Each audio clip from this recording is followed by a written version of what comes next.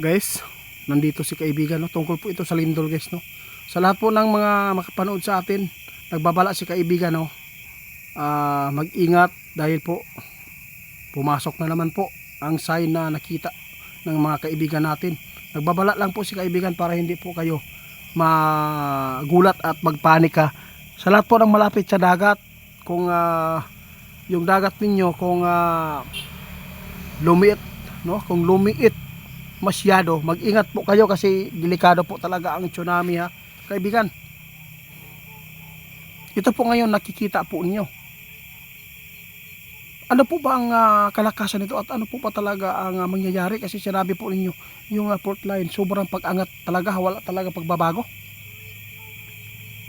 Sos pagkapait, guys. Sana hindi ito mangyari sa New Year o Pasko, ha. Yung nakita pa naman po ng iba na mayroon talagang tsunami December at saka sasabay po yung lindol. Sana hindi mangyari kasi may nagula ito yung pastor eh. At saka mayroon pa nakita si kaibigan ngayon na sign na pumasok sa kanila doon na hindi maganda po para dito sa ating bansa kasi mayroon daw lindol talaga na sign na nakikita nila na paparating pa sa atin. Sa naman tao niyo eh. Kaya kaya pahanda lagi ng ating kaibigan yung mga makapanood. Pag-i-share ito, guys, kasi po wag po natin hayaan na malinlang tayo dahil lang po sa party-party, ha. Ayaw gyud mo kumpiyansa lalo na sa mga building na pinupuntahan po ninyo. Wag po kayo magtagal po daw doon.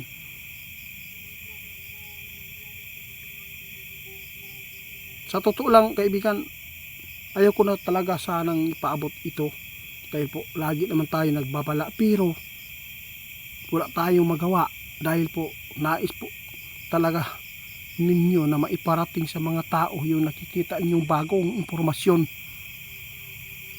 Kung sino man po daw yung makaranas ng mga pagyanig na lindol doon sa mga lugar na kung sino man po ang nakaranas, ha, kapag lumiit lalo ang inyong dagat dyan, no, ayaw gud mo og kumpiyansa nga matulog ra mo. Pag andam gud mo piminti, iwagan ning tanaw ninyo kasi ang tsunami, guys, hindi natin alam ang ano pa ang mangyayari dito. Lalo na sinabi ng ating kaibigan may mga 3 days darkness ba, no, mahitabo tungod sa nakita ng kaibigan sa himpapawid yung araw ay hindi maganda po ang nakita ang mga kaibigan ko.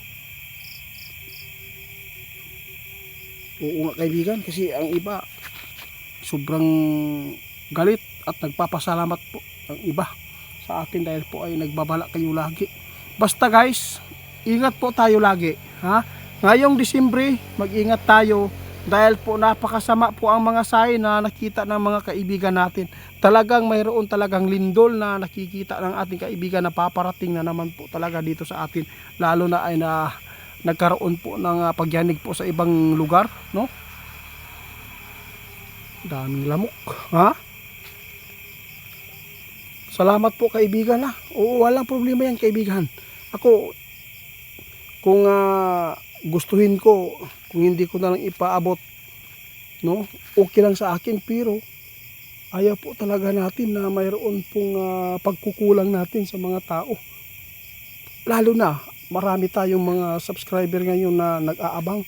Ang iba nagpapasalamat dahil wala po daw tayong sawa na magpapaabot kahit po ay napakaraming mga nagagalit na. Oo, wala kaming intention po sa inyo, guys, na manakot. Ang sa amin, makapagbigay kami ng babala na para paghandaan po natin ang hinaharap, no. Ngayon po, nagbigay po kami ng babala sa inyo na dapat po inyong gawin. Huwag po kayong magkampante ngayong pagsalubong ninyo ng Pasko o New Year dahil po si kaibigan talaga walang balik, no, hindi bumalik ang normal ba ang fault line, sobrang angat pa rin. Kaya ito po ang nangyari noon po sa Cebu, kaya si kaibigan lagi po nagpapaabot para po ay maingatan kayo na sana hindi kayo magugulat. Ano po? Sige guys. Si kaibigan nagmamadali na, no. Sa lahat po na makapanood sa amin, mag-ingat po tayo, no, kasi hindi naman po talaga kami ay perfect. No, pero si kaibigan ay nakakakita na ito ay ginagamit ang kanilang kapangyarihan po doon sa kanilang kaharian, na mayroon po mga sign na paparating sa atin. Mahal po tayo ng ating kaibigan para lang makabawi siya sa kanilang mga kasalanan noon. Kaya hanggang dito na lang muna. Sana po maintindihan po ninyo ang mga babala ng ating kaibigan, para lang po ito sa inyo. Kaya po ng ating kaibigan na mapapahamak kayo. Salamat po, hanggang dito na lang muna guys. Magandang gabi po sa inyong lahat.